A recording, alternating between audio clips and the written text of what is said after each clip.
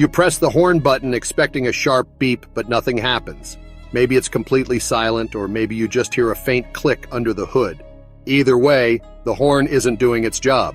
Since the horn is an electrical device, most failures come down to issues in the circuit. Let's go through the most common causes so you'll understand what might be wrong and what to do about it. And just before we start, please ensure you've subscribed to the channel. A blown fuse. Every horn circuit is protected by a fuse.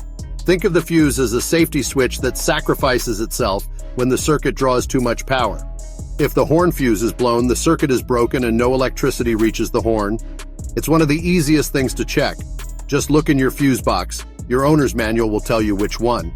Replacing a fuse costs pennies, but if it blows again right away, that means something downstream is shorting out. A bad horn relay. The relay is like a middleman. When you press the horn button, it tells the relay to connect the horn directly to battery power.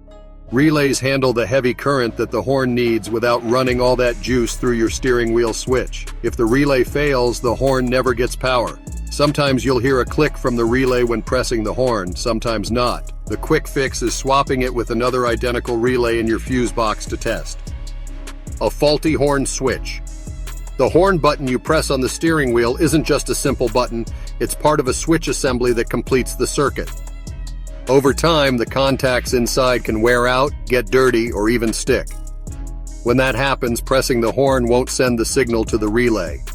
In some cases, the switch shorts and the horn blares on its own until the fuse is pulled.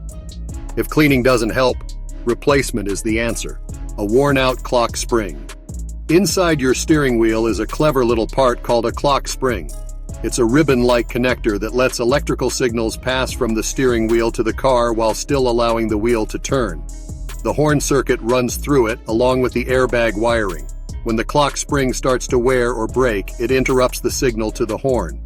That can make your horn work only when the wheel is turned a certain way, or not at all. Replacing it usually requires removing the steering wheel and handling the airbag, so it's a job best left to a shop. Bad wiring or ground connection. Like any electrical component, the horn needs a solid power feed and a solid ground. Corroded wiring, loose connectors, or rust where the horn bolts to the chassis can all interrupt the circuit. When this happens, the horn might sound weak or not at all. Checking and cleaning connections with a wire brush or running a fresh ground wire often brings the horn back to life. A dead horn unit. At the end of the line is the horn itself.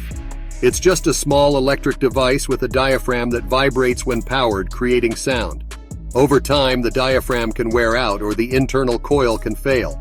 If you've checked the fuse, relay, and wiring and power is reaching the horn but no sound comes out, the horn unit itself has likely died.